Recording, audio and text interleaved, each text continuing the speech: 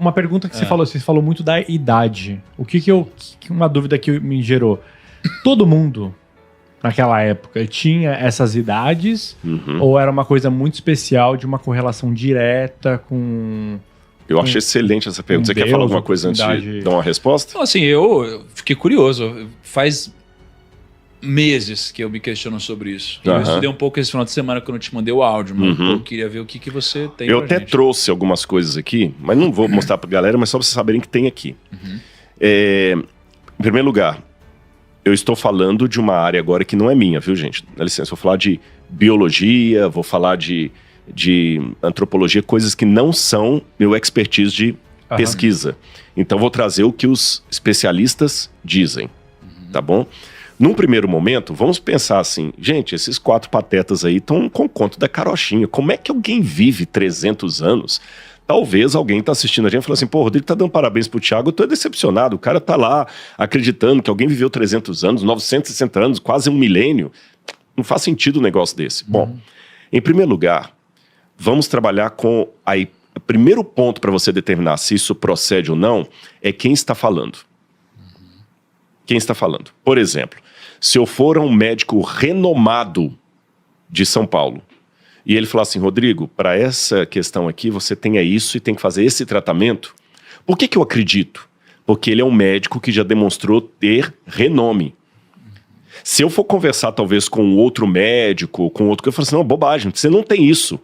Eu, Rodrigo, não tenho argumento para refutar o outro, porque eu não sou da área médica. Mas eu estou acreditando que é aquilo por quê? Porque alguém que já demonstrou ter notoriedade, autoridade, fez aquela declaração. Isso vale para qualquer área da vida. Negócios. Eu sei que o PrimoCast tem um setor aqui que vocês gerenciam até os investimentos de pessoas. Eu, Rodrigo, não entendo bolufas de investimento. Às vezes eu fico vendo os cortes de vocês lá, a Laura acompanha e tal. Olha, você investe aqui, olha, você tem que investir aqui em mercado assim, um pouco em dólar. Agora não é hora de investir em dólar. Olha, eu não investiria agora em mercado imobiliário. Não é o momento. Eu não entendo bolufas. Mas como eu acredito na competência do PrimoCast, eu vou fazer aquilo ali. E se alguém falar assim, não, isso é bobagem, às vezes eu não tenho nem como refutar. Mas eu continuo acreditando porque alguém que conhece mais do que eu falou. Então, a primeira pergunta que eu tenho que fazer antes de ridicularizar a Bíblia é perguntar, esse livro tem autoridade? A história desse livro mostrou que ele sabe o que está falando? Aí daria um podcast todo só sobre isso. Que a Bíblia é um livro que tem autoridade. Não vou dar as razões aqui, mas posso afirmar que tem. A partir da história, da teologia, da filosofia, da arqueologia, é um livro que tem autoridade. Bom, se ela tem autoridade, então eu vou compará-la ao médico de São Paulo, famoso, ou os especialistas em investimento do Grupo Primo. Sim. Já demonstraram que tem notoriedade. E às vezes vocês vão me dar um conselho financeiro que não faz o menor sentido. E se alguém perguntar assim, Rodrigo, por que? Não sei. Sabe, eu conversei lá, o Grupo Primo falaram que eu tenho que tirar o dinheiro dessa aplicação aqui e colocar na outra. A Bíblia deu essa afirmação. Então eu posso trabalhar com hipóteses. Quando você vai conversar com pessoas, quer sejam elas da área bíblica, quer sejam elas crentes ou não crentes, da área científica, eles levantam algumas hipóteses interessantes. Lembrando, o que eu vou falar daqui para diante não é fruto da minha pesquisa, porque não é meu expertise. Tá. Alguns vão falar que isso que eu vou dizer aqui é besteira, outros vão falar que não, mas tem artigo indexado sobre o que eu vou dizer. Em primeiro lugar, muitos pensam que no passado, os seres humanos e os seres que viviam na Terra, estou falando em linguagem evolucionista aqui, nem Bíblia, talvez vivessem muito mais do que nós. Por quê? Por exemplo, a questão da vitamina. Eu tenho artigos aqui, inclusive eu baixei alguns artigos aqui, se alguém quiser, depois eu posso te mandar artigos indexados. Há uma polêmica sobre a vitamina, se a vitamina C prolonga mesmo a vida ou não prolonga. Independente da polêmica, enquanto possibilidade, olha o que alguns descobriram. Os ancestrais humanos sintetizavam a vitamina C dentro de si. E hoje não sintetizamos mais. Nós precisamos da vitamina C através dos alimentos. Mas, se os nossos antepassados sintetizavam vitamina C, o que isso poderia gerar?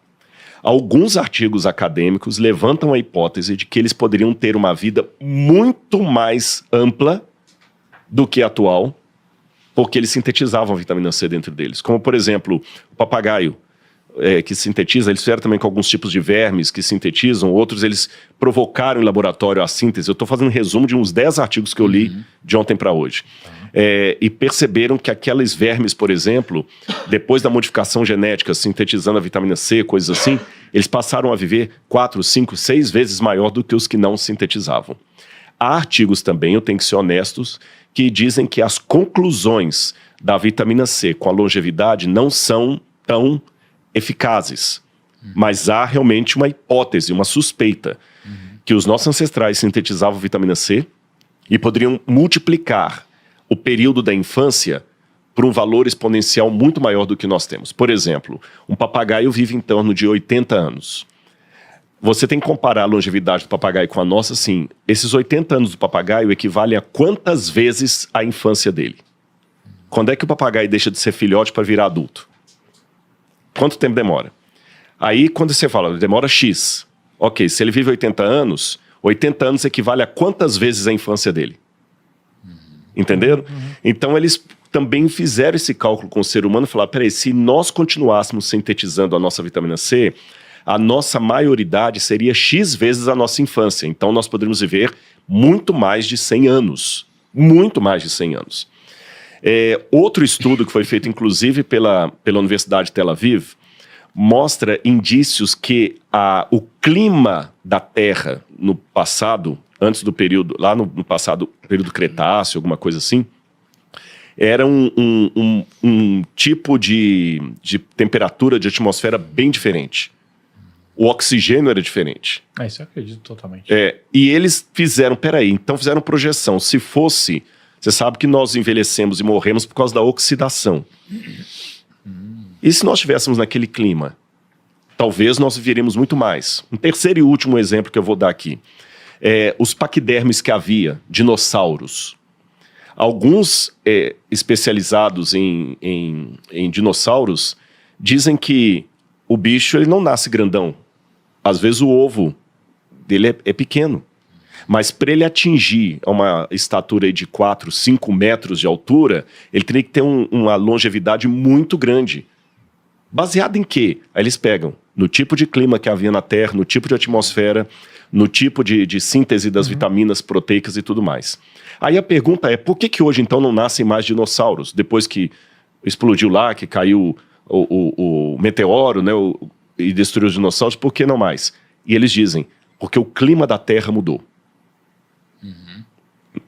E talvez os que trabalham apenas na linhagem humana, tirando os dinossauros agora, né, porque na linha evolutiva, dinossauro não viveu junto com o ser humano, alguma coisa aconteceu também de mudança climática na Terra e mudança de hábito alimentar do ser humano, que nós paramos de sintetizar a vitamina C.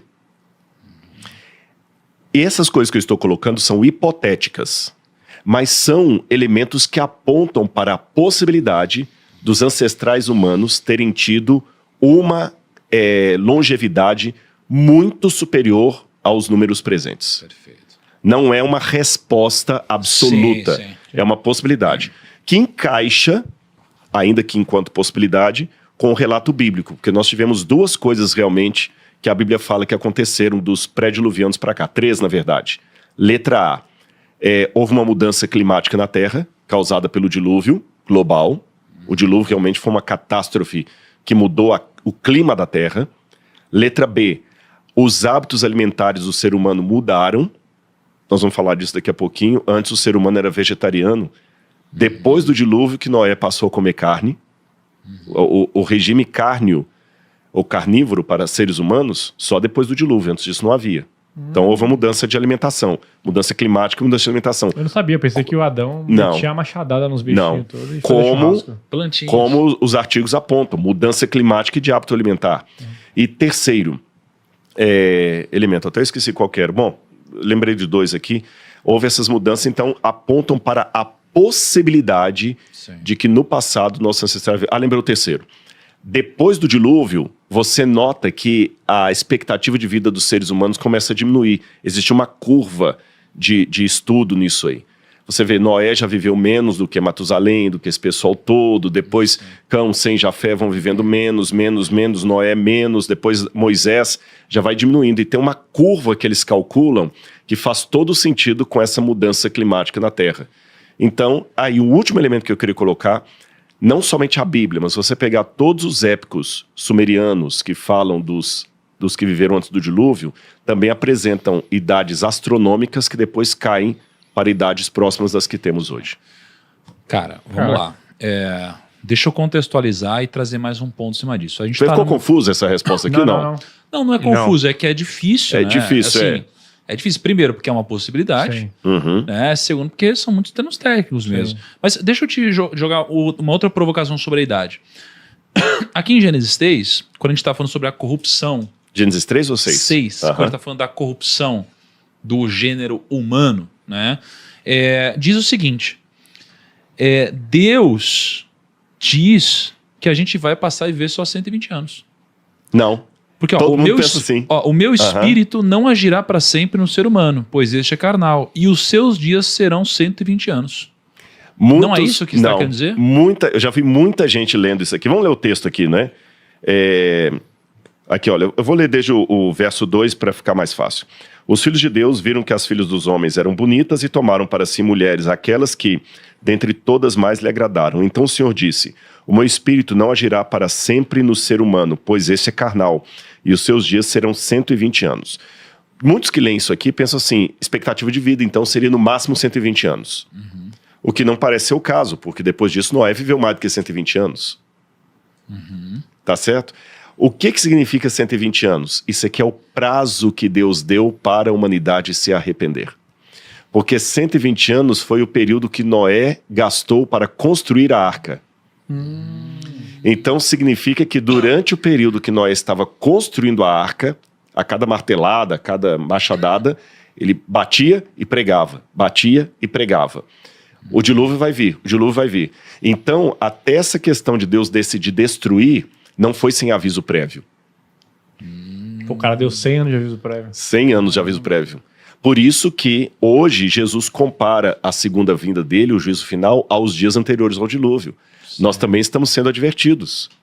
Nós estamos, entre aspas, né, dentro dos 120 anos, estou falando de maneira simbólica, que antecedem a vinda de Jesus, né, simbolicamente falando. Então, 120 anos aqui é o período de graça que Deus deu para o povo se arrepender. Perfeito. Pô, agora não, aí achei interessante mas com 120 anos porque já... quando eu li aqui, eu interpretei uma coisa completamente diferente. Mas... Agora, com 120 anos e poucas ajudas, dá super para ele construir a arca com todos os Mas bichinhos. olha só, deixa eu então... Dá super foda. Dá super... Pô, 120 anos. Vamos lá. Então, o que acontece? Antes de a gente continuar, só quero fazer um pequeno parênteses aqui. Quando a gente fala da linhagem de Sete, da linhagem de Caim, uma coisa interessante é que naquela época a poligamia, a bagunça, era uma coisa meio comum nos dia a dia, Free for all, né? Free for all. Só que, cara, Noé tinha só uma esposa. Noé tinha só uma esposa. Aí quando você vê Caim, Lameque, lá tem 2 esposas, eram polígamos. Então, assim, quando você vê Noé, tinha uma única esposa, numa época onde culturalmente era aceito, né? Você ter quem você quisesse. Ele tinha 3 filhos. Os 3 filhos tinham uma esposa cada um. Ou seja, cada um tinha uma esposa, era monogamia. Então, eles eram diferentes mesmo. E você vê que o filho, ele aprende com o pai, né? Então, você tem essa herança, né, que é continuada. E aí, nesse contexto todo, Deus escolheu Noé. E decidiu avisar Noé. E eu queria, Rodrigo, que você contasse para a gente esse momento onde ele é convidado a construir a arca, né? Como que acontece essa parte da história? Olha, vou responder essa pergunta já pegando um paralelo para hoje. Um dos grandes desafios para a pessoa que quer progredir na vida é ter a coragem de ser diferente do que o sistema quer que você seja. Perfeito. Porque Noé estava num sistema que queria que ele fosse como os demais. Essa questão que você falou era pior do que a poligamia.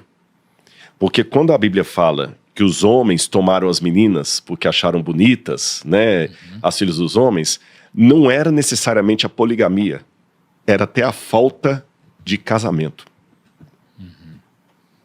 Todo mundo é de todo mundo. Suruba mesmo.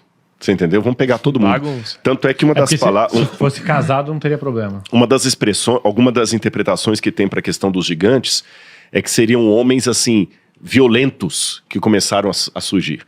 Que fala que eles estavam com o coração violento, eles estavam com coisas cruéis, homens de renome na humanidade. Fala assim, olha, deram filhos que foram valentes, homens de renome. Essa palavra valente, homem de renome, significa aqueles homens irados, que pegavam mulher mesmo, sem critério nenhum. Começou a virar uma bagunça o mundo. Então, se no meio da bagunça antediluviana alguém pôde ser Noé, no meio da bagunça do século XXI, você pode ser um Noé, sim. Tá certo? O primeiro ponto é esse. Segundo, eu noto que o poder das trevas queria destruir 3 coisas importantíssimas naquela época. Ele queria destruir a noção de Deus. Ele queria destruir a noção de Deus, que os homens estavam desdenhando Deus. Queria destruir a família e queria destruir o descanso. As 3 coisas que querem destruir hoje. Deus, a família e o descanso. Como que você interpreta o porquê do descanso? Assim? Porque Qual que é o embasamento para o descanso? a questão é o seguinte, tem até uma questão sabática nisso aqui, né? Do porquê do descanso seria tipo o descanso judaico? Porque tem um livro muito bom, o Sábado, é escrito... Nossa, o nome do autor fugiu agora, daqui a pouquinho vem. É um clássico do judaísmo. Que fala que o sábado, a importância dele é que o templo, você vai até ele. O tempo vem até você. Tá. Então, o sábado, o Shabat, é como se fosse um templo no tempo. Ele vem até mim. Você entendeu? Eu não preciso ir a um lugar. Ele vem. E por que o diabo não quer que nós tenhamos uma vida sabática? Por isso que no Novo Testamento fala muito Cristo, o nosso Shabat. Venham a mim, tem um descanso. Por quê? Porque se você está com a pessoa cansada, ele não tem tempo para nada. Ele não tem tempo para Deus, ele não tem tempo para si mesmo. Quando a pessoa está estressada, ela não raciocina correto. Então, quanto mais eu mantiver a sua mente ocupada, você não vai parar para pensar, para refletir, para filosofar. Você está com a cabeça cheia demais. Então, os homens ficam ali. E essa rotina louca que nós estamos usando hoje é como a rotina pré-diluviana. Tanto é que, olha que interessante, quando Jesus compara a última geração ao dilúvio, ele fala desses 3 elementos. A questão de Deus, que envolve a criação também. Quando eu falo Deus, Deus como criador. A questão da família e do descanso. Ele falou o seguinte, como foi nos dias anteriores ao dilúvio, assim será o dia da vinda do Filho do Homem. Porque eles se casavam e davam-se em casamento. Esse casavam-se e davam-se em casamento, não é no sentido que tinha um casamento atrás do outro, não. A maneira idiomática que Jesus fala ali é que o casamento estava banalizado. Você entendeu? Todo mundo é de todo mundo, igual Lava Jato, igual fast food. Você entendeu? É isso que está falando. E Jesus fala assim, não perceberam até que veio o dilúvio e os tomou a todos. Por que não perceberam? Se eles estavam casando e dando em casamento. Eles estavam com a vida tão agitada que não pararam para perceber o que estava acontecendo. Até que veio o dilúvio e os tomou a todos. Então, nessa bagunça toda que Deus chama Noé. Então, antes de questionar por que o mundo está tão agitado, tão complicado, faça a pergunta certa. Isso aí não vai resolver nada. A pergunta certa é, Senhor, o Senhor está chamando novos Noés? Eu estou aqui. Perfeito.